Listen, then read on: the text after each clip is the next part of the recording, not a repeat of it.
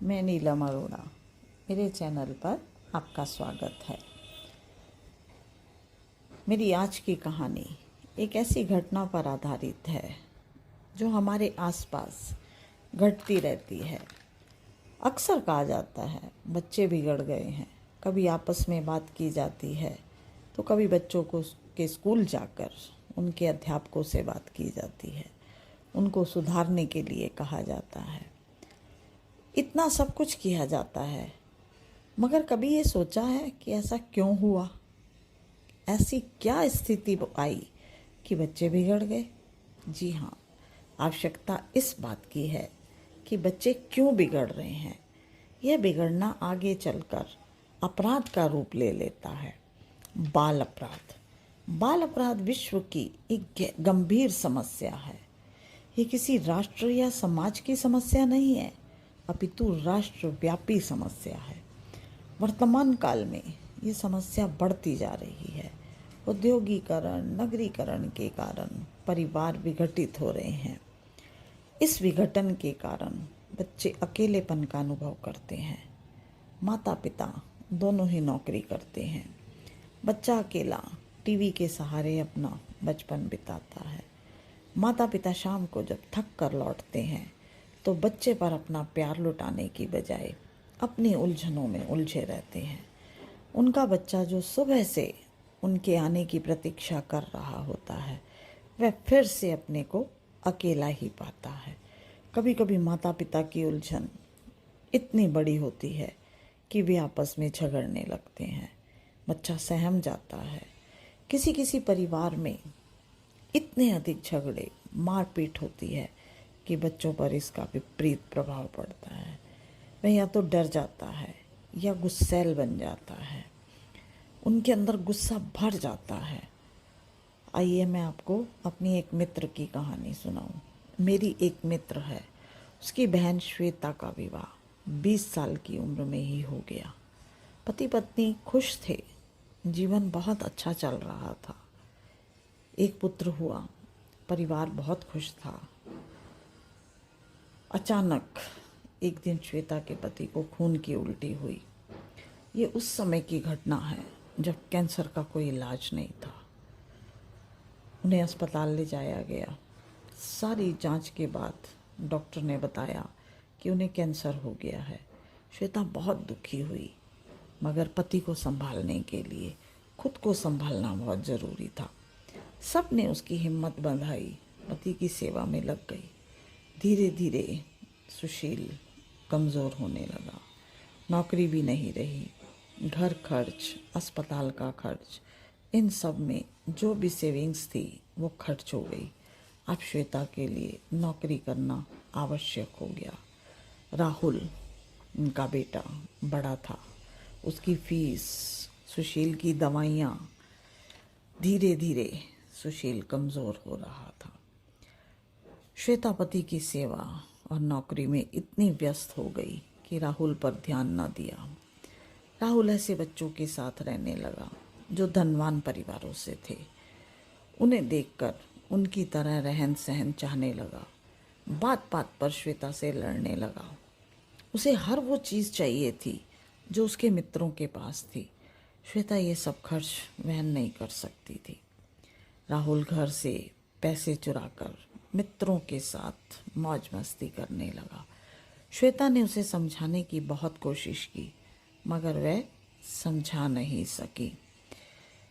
श्वेता का एक मित्र विशु, जो उसके साथ ही काम करता था, वह श्वेता के इस संकट में उसकी मदद करता था। राहुल को उसका घर पर आना अच्छा नहीं लगता था। पिता का बीमार होना, माँ का अपने मित्र के साथ बैठकर बातें करना, राहुल के मन में विरोधाभास ने जन्म लिया। अब स्कूल में भी लड़ाई करने लगा।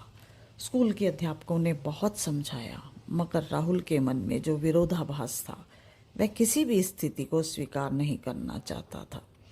धीरे धीरे अपराधी प्रवृत्ति को अपना रहा था। लड़ाई झगड़ा, मारपीट, चोरी जैसी आदतों का शिकार हो गया था। स्कूल से रोज शिकायतें आने लगी। श्वेता समझ गई कि अब राहुल को संभालना मुश्किल है। उसने उसे हॉस्टल में भेजने का निर्णय लिया। राहुल पहले इसके लिए तैयार नहीं था, लेकिन अचानक उसने अपनी हामी भर दी। श्वेता अपने मित्र के साथ राहुल को लेकर हॉस्टल में पहुंची। वहां उसका दाखिला करवा दिया। स्कूल वालों ने राहुल से मिलना चाहा। श्वेता जानती थी कि राहुल से मिलने के बाद स्कूल वाले उसे अपने स्कूल में नहीं लेंगे, मगर नियमों का पालन करना अनिवार्य था।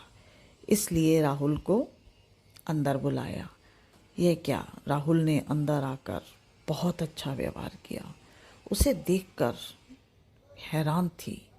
उसे लगा कि ये राहुल नहीं है, वो अपराधी प्रवृत्ति वाला राहुल और आज इतने अच्छे व्यवहार करने वाला राहुल, दोनों में बहुत अंतर था। स्कूल के नियमों के अनुसार उसने सब जवाब सही दिए और उसका दाखिला मसूरी के एक जाने माने स्कूल में हो गया। श्वेता आज बहुत खुश थी, लेकिन वो समझ नहीं पा रही थी कि राहुल, जो हर समय क्रोध से भरा रहता था, आज इतना विनम्र कैसे हो गया। राहुल के लिए भी नया स्कूल था, नया वातावरण था। उसने 2 मित्र बना लिए। वो दोनों सभ्य परिवार से थे। राहुल उन्हीं के साथ रहने लगा। 1 महीना बीत गया। श्वेता हर समय इसी डर से जीती थी कि कहीं राहुल भी वहाँ झगड़ा ना करे, उसकी शिकायत ना आ जाए। जब 1 महीना बीत गया तो श्वेता को लगा कि उसे राहुल से मिलने जाना चाहिए।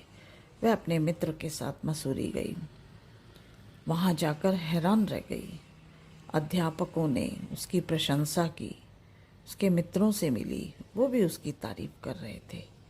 ये परिवर्तन कैसे हुआ, श्वेता आज तक समझ नहीं सकी थी। उसने अपने मित्र से बात की। तब उसके मित्र ने बताया, विशु ने, जो उसके बेटे को समझाया कि वो सिर्फ श्वेता की मदद कर रहा है। राहुल को इसमें आपत्ति नहीं होनी चाहिए। यदि वो श्वेता की मदद नहीं करेगा तो उसके पापा का इलाज करवाने में श्वेता को मुश्किलें होंगी। उसके पिता उसके इस व्यवहार से दुखी होंगे। बात राहुल की समझ में आ गई। अब राहुल अपनी परिस्थितियों को समझ चुका था। वह एक अच्छा बच्चा बनकर अपनी माँ की मुश्किलों को आसान करना चाहता था। यदि बाल अपराध प्रवृत्ति को समय से सुधार दिया जाए, पनपने न दिया जाए, तो वह सही हो सकती है। यह देखकर अनदेखा कर दिया जाए कि अपने आप ठीक हो जाएगा, तो ये हमारी गलती है। कभी भी बच्चों के अपराधों को छिपाना नहीं चाहिए। अगर हम ऐसा करते हैं तो वो अपराधी ना बनकर बाल अपराधी बन जाते हैं। अपने बच्चों को समय दें, उनकी मुश्किलों का हल ढूंढने में उनकी मदद करें, उनकी संगति पर नज़र रखें। हाँ, बात बात में टोकने की बजाय मित्र बनकर समझाएं, वे भी आपके मित्र बन जाएंगे। धन्यवाद। यदि आपको मेरी कहानी अच्छी लगी तो लाइक करिए, सब्सक्राइब करिए, शेयर करिए, कमेंट बॉक्स में कमेंट ज़रूर लिखिए।